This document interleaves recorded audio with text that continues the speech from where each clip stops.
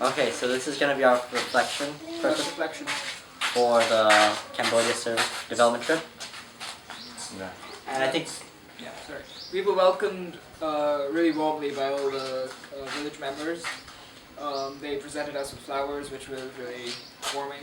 We got off the bus close to the Buffalo School, which is a school funded by a local company as part of a sort of a corporate social responsibility project.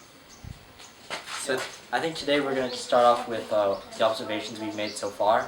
We haven't actually conducted interviews or gone in depth into our needs analysis yet, but we have some observations we just made visually or through listening to some of the tour guides and what they thought. So, for example, we noticed about how there's an age imbalance in the sense that there's a lot of children here. And in fact, there's actually more female children than there are male children, so there might be a skewing of the gender balance here. There are also a lot of animals, but there's only one pig. That's pretty funny to see. A lot of chicken and cattle and dogs around here. Interesting about the dependency ratio, because we have a lot of young people and some older people, but not that many people of working age. So that's an interesting point that I observed. And Well, I think most of the working people, as they said, they either go to Thailand or into Thailand to work. Yeah. And then it takes like months or maybe years before they come back. So I think that's why we don't see them here. It's the elderly and the children here. As we've been homestaying, we've also noticed about the conditions. We have mosquito nets. We haven't seen what their mosquito nets are like. We've seen the water in their bathrooms. Their water isn't the clearest in the world. Not necessarily the most dirty either, but maybe it could be improved. They also have, you might notice cables around, but like this light over here is powered by a battery. It's not powered by power cables. If you look up, you'll see power. If you work here and looked up, you would see that there are power cables here, but they're just not supplying any power to the village. But luckily that should change by the end of this year.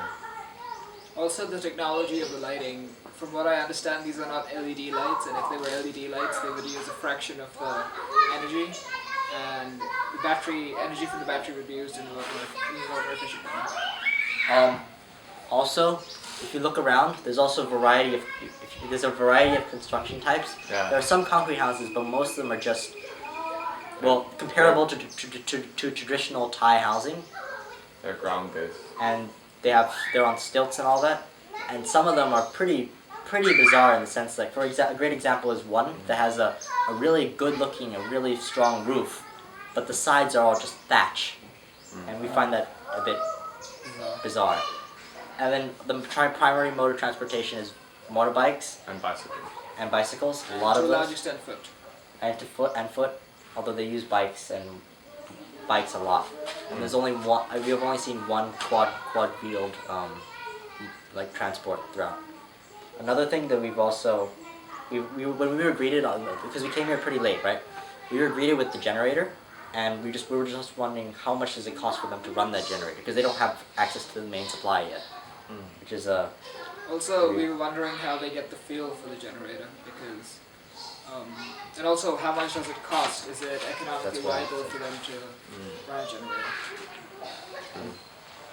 And this also all these things tie into both development in general and also like political issues such as Thailand and how much of a brain drain Thailand is on Cambodia. Yeah. Or just a labor and human capital drain. And also one more thing you'll notice is that right now we're in a school. You'll see the blackboard behind Nicola and us. This is basically their school. We would show it to you maybe at the end of the clip what it likes. It's just really. It doesn't even have walls. Yeah. So, and also they're always short of school supplies, so I'm wondering how does that affect education at the school and things like that. Also, they have a lack of human capital when it comes to schools as well. The background of teachers is not always a very high level. But If any level at all. If any level at all, correct. So, yeah. Yeah. and it's hard for them to retain anybody who has any background at all, because they'd be better paid off somewhere else than here. Yeah. And that's one of the ongoing struggles at this place. Do you have anything else you want to add? No. so thank you. Thank you for listening to us. I think we should just show you what the school looks like now. Yeah. There. Do you see the this? Let's do a 360. I'll go on. That's the school. This is it. Cool. This is all it. This is one of the two, but it's an entire one of them. So, yeah, welcome to Cambodia.